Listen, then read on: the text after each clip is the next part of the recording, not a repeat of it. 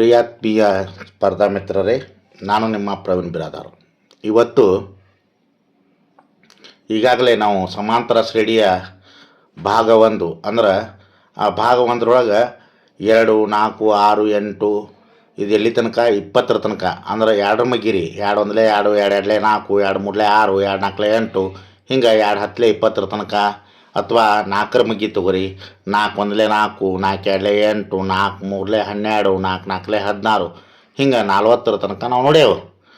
ಅದಾದಮೇಲೆ ಭಾಗ 2 ಒಳಗೆ ನೋಡಿದ್ವಿ ರೀ 201ರಿಂದ 401ರವರೆಗಿನ ಎಷ್ಟು ಸಂಖ್ಯೆಗಳು 6ರಿಂದ ಭಾಗವಾಗುತ್ತವೆ. ಹೌದಾ? 201ರಿಂದ 401ರವರೆಗಿನ ಎಷ್ಟು ಸಂಖ್ಯೆಗಳು 6ರಿಂದ ಭಾಗವಾಗುತ್ತವೆ, ಅಥವಾ 11ರಿಂದ 31ರವರೆಗಿನ ಎಷ್ಟು ಸಂಖ್ಯೆಗಳು 2ರಿಂದ ಭಾಗವಾಗುತ್ತವೆ. ಈ ರೀತಿಯ ಪ್ರಶ್ನೆಗಳನ್ನು ನಾವು ಈಗಾಗಲೇ ನೋಡಿದ್ದೇವೆ. ಈಗ 3.0 ಅಂದ್ರೆ ಈ ಅರ್ಥಮೆಟಿಕ್ ಪ್ರೋಗ್ರೆಷನ್ ಒಳಗೆ ಅಥವಾ ಸಮಾಂತರ ಶ್ರೇಣಿಯಲ್ಲಿ 3.0 ಅನ್ನುವಂತಹ ಒಂದು ಭಾಗವನ್ನು ತಗೋತಿದ್ದೀನಿ. ಅಂದ್ರೆ 3ನೇ ಭಾಗವನ್ನು ನಾನೀಗ ಸ್ಟಾರ್ಟ್ ಮಾಡ್ತೀನಿ. ಅದರಲ್ಲಿ ಬರುವಂತಹ ಪ್ರಶ್ನೆಗಳು ಈ ರೀತಿಯಾಗಿವೆ. ಈಗ ಪ್ರಶ್ನೆ 40ರಿಂದ 50ರವರೆಗಿನ ಎಲ್ಲ ಸಂಖ್ಯೆಗಳ ಮೊತ್ತ ಕಂಡುಹಿಡಿಯಿರಿ. ಅಂದ್ರೆ 40 ಹಿಡ್ಕೊಂಡು 40, 41, 42 ಬರ್ತದೆ ರೀ. ಅದು ಹೆಂಗೆ ಬರ್ತದೆ ರೀ? 40 ತೊಗೋಬೇಕು, 41 ತೊಗೋಬೇಕು, 42 ತೊಗೋಬೇಕು. ಈ ರೀತಿ ಎಲ್ಲಿ ತನಕ ರೀ ಇದು ಸಮಾಂತರ ಶ್ರೇಣಿಯಲ್ಲೇ ಬರ್ತದೆ 50ರ ತನಕ. ಹೌದ್ರಿ? ಹಾಗಾದ್ರೆ ಸಮಾಂತರ ಶ್ರೇಣಿ ಅಂದಮೇಲೆ ನಿಮ್ಗೆ ಗೊತ್ತಿರ್ತದೆ, ಇದಕ್ಕೆ ಫಾರ್ಮುಲಾ ಅದ. ಏನದ? ಮೊದಲು ಎ ತೊಗೋಬೇಕು. ಎ ಅಂತಂದ್ರೆ ಮೊದಲನೇ ಪದ ಎಷ್ಟದ ರೀ? 40 ಅದ. ಕರೆಕ್ಟಾ? ಎ ಅಂದ್ರೆ ಮೊದಲನೇ ಪದ 40 ಅದ.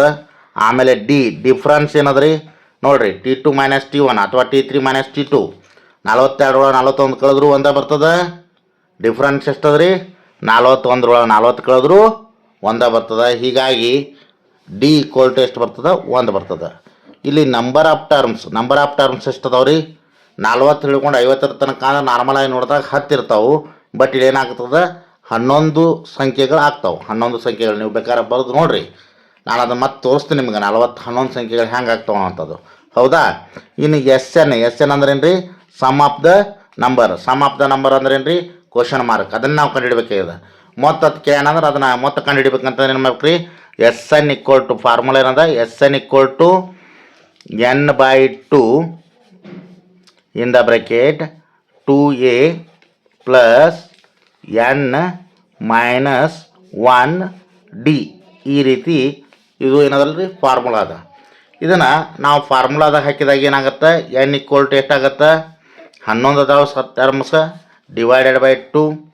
2a ಅಂತಂದಾಗ 2 × a ಮಾಡ್ತೇವೆ. a ಮಾಡಿದಾಗ ಅಂದ್ರೆ a ಅಂದ್ರೆ ಎಷ್ಟದ ರೀ? 40 ಅದ. ಪ್ಲಸ್ n ಅಂತಂದ್ರೆ 11 ಅದ. ಮೈನಸ್ 1 ಅಂತಂದ್ರೆ ಡಿ ಅಂತಂದ್ರೆ ಎಷ್ಟದ? 1 ಅದ. ಕರೆಕ್ಟಾ? ಹೀಗಿದ್ದಾಗ ಏನು ಮಾಡ್ತೇವೆ ರೀ? 11/2 ಇಲ್ಲಿ ಎಷ್ಟಾಯಿತು? 2 40 ಎಷ್ಟಾಯಿತು? 80 ಆಯಿತು. ಪ್ಲಸ್ 11 1 ಆಯ್ತು ಅಂದ್ರೆ 10 ಆಯಿತು. 10 1 ಲೇಟ್ ಆಗ್ತದೆ ರೀ? 10 ಆಗ್ತದೆ. ಡೈರೆಕ್ಟ್ ಬರ್ಕೋತೀನಿ ನಾನು. ಕರೆಕ್ಟಾ? ದ್ಯಾಟ್ = ಎಷ್ಟಾಯಿತು? 11/2 ಇಂಟು 81 10 90 ಆಯಿತು. ಹೌದಾ? ಈಗ 2 1 ಹೊಡಿತೇವೆ, 2 4 8 1 ಉಳಿತು, 2 5 ಹೊಡಿತೇವೆ. ಹೌದ್ರಿ? ಅಂದಾಗ ಎಷ್ಟಾಗತ್ತೆ? 11 × 45 ಆಗತ್ತೆ. 11 × 45 ಮಾಡಿದಾಗ ಎಷ್ಟಾಗತ್ತೆ ಆನ್ಸರ್? 11 5 55, 5 ಕೈಲ 10, 11 4 44, 1 5 49. ಇದು ಆನ್ಸರ್ ಬತ್ರಿ. ಕರೆಕ್ಟ್ ರೀ? ಇದನ್ನು ನಾವು ಕುಡ್ಸ್ಕೊಂಡು ನೋಡೋದಾದ್ರೆ ಭಾಳ ಲೆಂತಿ ಪ್ರೊಸೆಸ್ ಅದು. ಯಾಕಂದ್ರೆ ಕುಡ್ಸ್ಕೊಳಕ್ಕೆ ಪರ್ಫೆಕ್ಟಾಗಿ ಬರ್ತಿರ್ಬೇಕು. ಹಾಗಿದ್ದಾಗ ಮಾತ್ರ ಮಾಡ್ಲಿಕ್ಕೆ ಬರ್ತದೆ. ಇದನ್ನು ನಾನು ಏನು ಮಾಡ್ಬೋದು? ಕುಡ್ಸ್ಕೊಂಡು ಹೆಂಗೆ ಮಾಡ್ಬೋದು ಅನ್ನೋದನ್ನ ಇದು ಒಂದು ಕ್ವಶನ್ ತೊಗೋತೀನಿ. ಉಳ್ಕಿದ ಕ್ವಶನ್ಗೆ ಏನು ಮಾಡ್ತೀನಿ? ಓನ್ಲಿ ಏನು ಮಾಡ್ತೀನಿ? ವಿತ್ ಫಾರ್ಮುಲಾ ಅಂದ್ರೆ regular method within a short time ಅಂದ್ರೆ ವಿತಿನ್ ಅ ಸೆಕೆಂಡಲ್ಲಿ ಮೆಥಡ್ ಯಾವುದಾದರೂ ಇದೆ ಅಂತ ಅಂದರೆ ಅದು super shortcut of PRB. Okay? ಆ super shortcut of PRB within a second ಒಳಗೆ ಹೆಂಗೆ ಬರ್ತದೆ ಅನ್ಬೋದು ನೀವು. ನಾನು ಇದನ್ನು ಕಲಿಸ್ತಾನೆ ಬಂದಿದ್ದೀನಿ. ಇದನ್ನು ಕಲಿತಾ ಬಹಳಷ್ಟು ಜನರು ಇದನ್ನು ನೋಡಿ ಬಹಳಷ್ಟು ಬೆಳೆದಿದ್ದಾರೆ. ಕರೆಕ್ಟ್ ರೀ? ಇರಲಿ. ಆದ್ರೆ ಇಲ್ಲಿ ಸೂಪರ್ ಶಾರ್ಟ್ಗಳ PRB ಅನ್ನುವಂಥದ್ದು ಹೆಂಗಿರ್ತದಪ್ಪ ಅಂದ್ರೆ ಅನ್ವೇಷಣೆ ಮಾಡಿದಿರ್ತದೆ.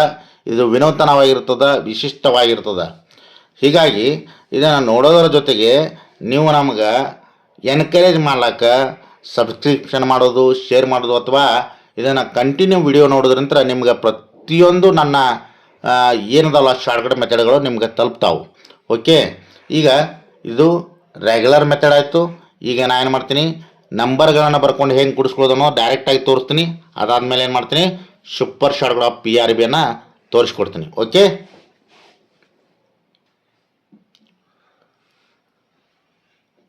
ಗೆಳೆಯರೆ, ಈಗ ನೋಡಿರಿ 40 ಮತ್ತು 50 ನಡಬರಕ್ಕೆ ಎಷ್ಟು ಸಂಖ್ಯೆಗಳು ಬರ್ತಾವೆ ನೋಡ್ರಿ.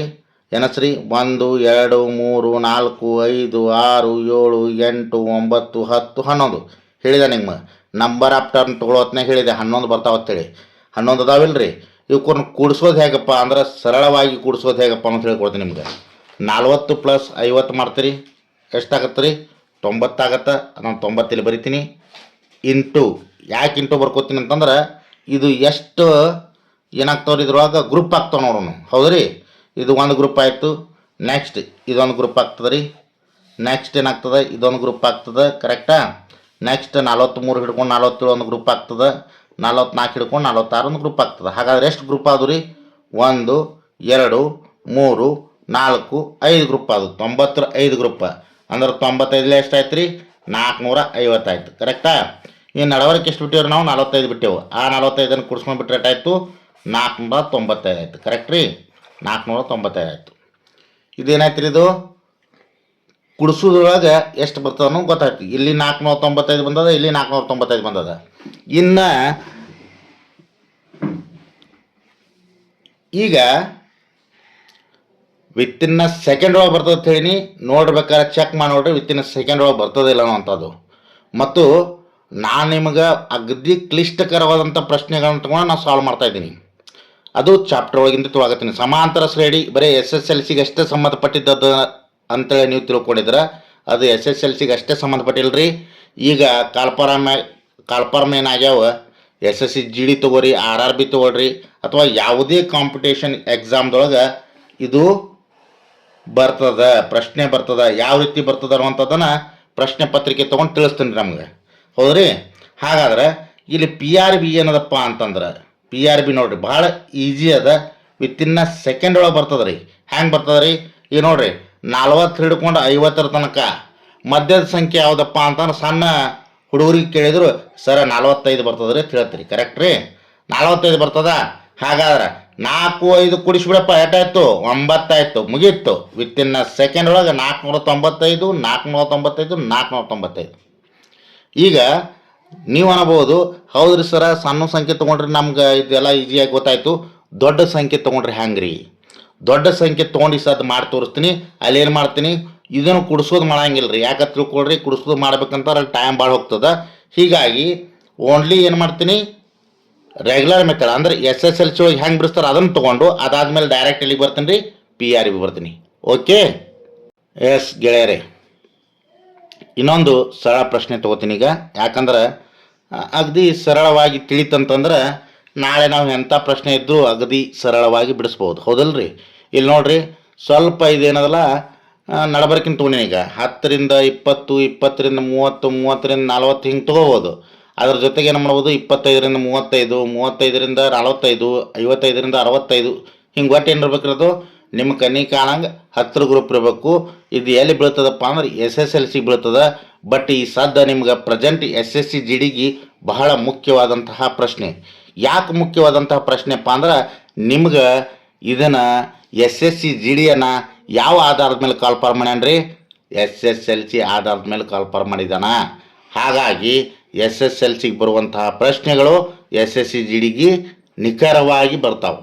ಓಕೆ, ಮತ್ತು RRB ಗ್ರೂಪ್ D ಅಂತ ತಿಳ್ಕೊಡ್ರಿ, ಅಲ್ಲಿ ಏನದಲ್ಲ SSLC ಬೇಸೇ ಬರ್ತಾವು. ಇದು ತಲೆಯಾಗಿರ್ಬೇಕು ನಿಮಗೆ, ತಿಳಿತೀರಿ? ನೆಕ್ಸ್ಟ್ ಈಗ ಪ್ರಶ್ನೆ ಹೋಗೋಣ.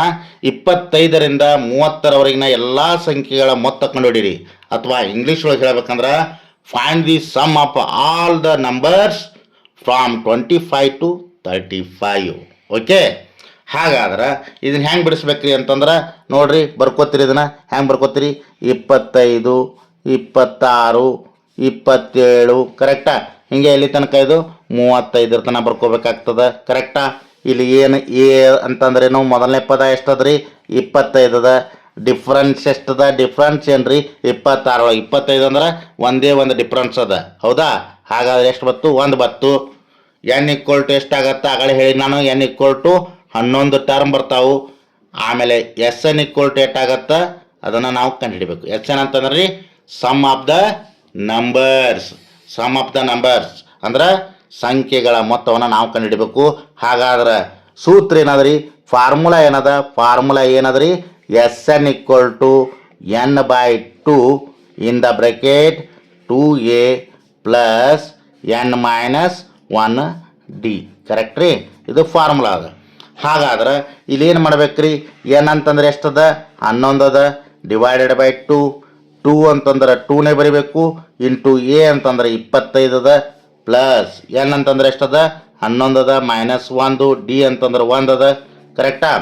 ಇದನ್ನ ಏನಾಗತ್ತೆ ರೀ? 11/2 ಆಗತ್ತೆ. ಆಮೇಲೆ ಬ್ರ್ಯಾಕೆಟ್ನಾಗ ಏನಾಗತ್ತೆ ರೀ? 25 ಎರಡ್ಲೆ 50 ಪ್ಲಸ್ 11 1 ಹೋದ್ರೆ 10 ಆಯಿತು. 10 ಒಂದಲೇ 10. ಕರೆಕ್ಟಾ? ಹಾಗಾದ್ರೆ ಎಷ್ಟಾಯ್ತು ಇದು? 11/2 ಇಂಟು 50 1 10 60. ಈಗ ನೋಡ್ರಿ, 11ಕ್ಕೆ 2ಲೆ ಭಾಗಿಸ್ಲಾಕ ಬರೋಂಗಿಲ್ಲ. ಹಾಗಾಗಿ 2 1ಲೆ 2 3ಲೆ 0ಕ್ಕೆ 0, 2 30ಲೆ 60. ಹಾಗಾದ್ರೆ 11 ಇಂಟು 30 ಎಷ್ಟಾಗತ್ತೆ ರೀ? 11 3ಲೆ 33, 0ಕ್ಕೆ 0. ಓಕೆ, ಇದೇನ್ರಿ ಇದು ರೆಗ್ಯುಲರ್ ಮೆಥಡ್. ಈ ಸದ್ದ SSC GDಗೆ ಇಂಪಾರ್ಟೆಂಟ್ ಹೆಂಗೆ ಆಗ್ತದಪ್ಪ ಅಂದ್ರೆ ವಿತಿನ್ ಸೆಕೆಂಡ್ ಒಳಗೆ ಇದನ್ನು ಬಿಡಿಸಿದ್ರೆ ಮಾತ್ರ ನಿಮ್ಗೆ ಏನಾಗ್ತದೆ? ಮುಂದಿನ ಕ್ವಶನ್ ಜಲ್ದಿ ಕ್ಲಿಯರ್ ಮಾಡಕ್ಕೆ ಬರ್ತದೆ. ಹೀಗಾಗಿ SSC GDಗೆ ಸಂಬಂಧಪಟ್ಟಂಗೆ ಯಾವ ಮೆಥಡ್ಲೆ ಮಾಡ್ಬೇಕ್ರಿ ಅಂದ್ರೆ that is the super shortcut of PRB. ಕಣ್ಣು ಮುಚ್ಚಿ ಕಣ್ಣು ತೆಗೆದ್ರೊಳಗೆ ಆನ್ಸರ್ ಬರ್ತದಿಲ್ಲ ನೋಡ್ರಿ, ಚೆಕ್ ಮಾಡಿರಿ. ನೋಡ್ರಿ, ಸೂಪರ್ ಶಾರ್ಟ್ಕಟ್ ಆಫ್ PRB ಅಂತಂದ್ರೆ ಏನದ? ಜಸ್ಟ್ ವಿತಿನ್ ಸೆಕೆಂಡ್ ಒಳಗೆ ಆನ್ಸರ್ ಬರ್ತದಿಲ್ಲ ನೋಡ್ರಿ, PRB. ಹೌದಾ? ಈಗ ನೋಡ್ರಿ, 25ರಿಂದ 35ರ ನಡಬರಕ್ಕಿಂದ ನಂಬರ್ ಅಂತಂದ್ರೆ ಯಾವ್ದು ರೀ? 30 ಅದ. ಕರೆಕ್ಟ್ ರೀ? 30 ಅದ. 25 ಮತ್ತು 35 ನಡಬರ್ಕ 30 ಅದ. ಸೊ 3 0 ಕುಡಿಸ್ಕೊಂಡ್ಬಿಡ್ರಿ, 330. ಇಲ್ಲಿ 330, ಇಲ್ಲಿ 330. ಮುಗೀತ ಆನ್ಸರ್. ವಿತಿನ್ ಸೆಕೆಂಡ್ ಒಳಗೆ ಬರ್ತದೆ. ಓಕೆ, ಈಗ ನೆಕ್ಸ್ಟ್ ಕ್ವಶನ್ ತೊಗೊಂಡ್ರಿ. ಒಟ್ಟು ಇದು ನಿಮ್ಗೆ ಕ್ಲಿಯರ್ ಮಾಡಿ ಮುಂದಿನ ಒಂದು ಹಂತಕ್ಕೆ ಹೋಗ್ತೀನಿ ನಾನು. ಓಕೆ, ಪ್ರಶ್ನೆ ಏನದಪ್ಪ ಅಂದ್ರೆ 50ರಿಂದ 60ರವರೆಗಿನ ಎಲ್ಲ ಸಂಖ್ಯೆಗಳ ಮೊತ್ತ ಕಂಡುಹಿಡಿಯಿರಿ. ಹಾಗಾದ್ರೆ ಇಂಗ್ಲೀಷ್ ಒಳಗೆ ಏನಾಗುತ್ತಾ? Find the sum of all numbers from 50 to 60. ಇದು ನೋಡ್ರಿ, ಈಗೇನದ ಸೂತ್ರದ ಪ್ರಕಾರ ಮಾಡಿದ್ದೀನಿ ಆಗಡೆ.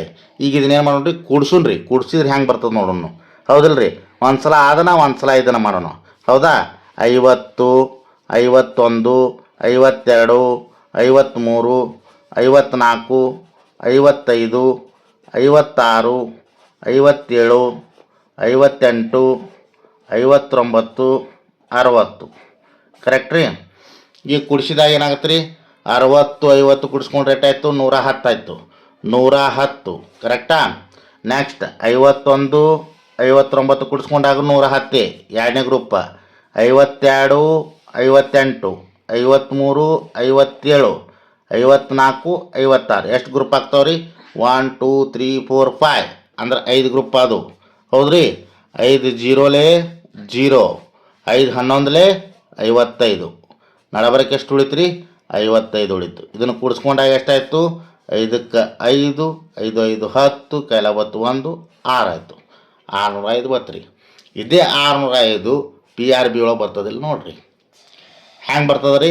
ನೋಡ್ರಿ, ವಿತಿನ್ ಸೆಕೆಂಡ್ ಒಳಗೆ ಇಷ್ಟು ಜಾಗದಾಗ ಎಷ್ಟು ರೀ? ಭಾಳ ಸಣ್ಣ ಜಾಗದೊಳಗೆ PRB ಬಿಡಿಸ್ತೀನಿ ನೋಡ್ರಿ. PRB ಅಂತಂದ್ರೆ ಮ್ಯಾಜಿಕ್ ಅದ. ಹೆಂಗದ್ರಿ ಮ್ಯಾಜಿಕ್?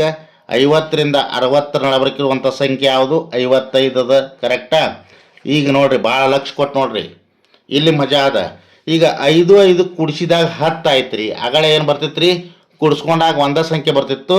ಈಗ 10 ಆಗ್ಯದ ಅಂದ್ರೆ ರೀ 10 ಬರ್ಕೋರಿ. ಇದೇ ರೀತಿ 0 ಬರೀರಿ, 1 ಬರೀರಿ. ಬರ್ದಾಗ ಏಟಾಯ್ತು? 5 1 ಕೂಡಿಸ್ಕೊಂಡ್ರೆ 6 ಆಯಿತು, 0ಕ್ಕೆ 0 ಆಯಿತು, 5ಕ್ಕೆ 5 ಆಯಿತು. ಕ್ಲಾಸ್ ಮುಗೀತು.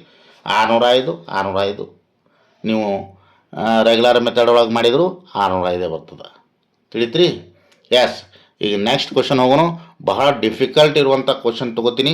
3 ಅಂಕಿಯ ಸಂಖ್ಯೆಯನ್ನು ತೊಗೋತೀನಿ. ತೊಗೊಂಡಾಗ ನಿಮ್ಗೆ ಇದೊಂದು ಬಹಳಷ್ಟು ಈಸಿ ಮೆಥಡ್ ಅದ ಅನ್ನೋದು ಅವಾಗ ನಿಮ್ಗೆ ಕನ್ಫರ್ಮ್ ಆಗ್ತದೆ. ಓಕೆ, ಇಲ್ಲಿ ನೋಡ್ರಿ, ನಾವು ಪ್ರತಿಯೊಂದು ಸಂಖ್ಯೆ ನೋಡಿದಾಗ ಇಲ್ಲಿ 2 ಸಂಖ್ಯೆ ಇದ್ದು 3 ಆನ್ಸರ್ ಬರ್ತಿತ್ತು. ಎಷ್ಟಿದ್ದು ರೀ? 2 ಸಂಖ್ಯೆ ಇದ್ದು ಎಷ್ಟು ಬರ್ತಿತ್ತು ರೀ? ಉತ್ತರ 3 ಬರ್ತಿತ್ತು. ಹೌದಾ? ಈಗ 3 ಸಂಖ್ಯೆ ತೊಗೊಂಡು ಎಷ್ಟು ಬರ್ಬೇಕ್ರಿ? ಆನ್ಸರ್ 4 ಬರ್ಬೇಕು. ಹೌದಿಲ್ರಿ? ನೋಡೋಣ ಈ ಸದ್ದ. ಅದಕ್ಕೆ ಹೇಳೋದು, ಸ್ಟಾರ್ಟಿಂಗ್ ಹಿಡ್ಕೊಂಡು ಎಂಡಿಂಗ್ ತನಕ ವಿಡಿಯೋ ನೋಡ್ಬೇಕ್ರಿ.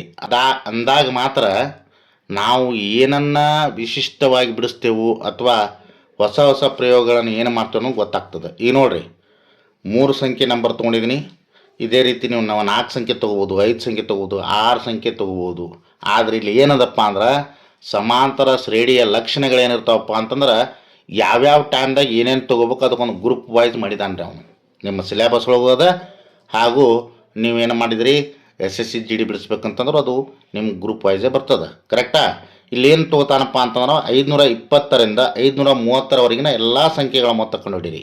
ಅಂದ್ರೆ ಇಂಗ್ಲೀಷ್ ಒಳಗೇನು ರೀ?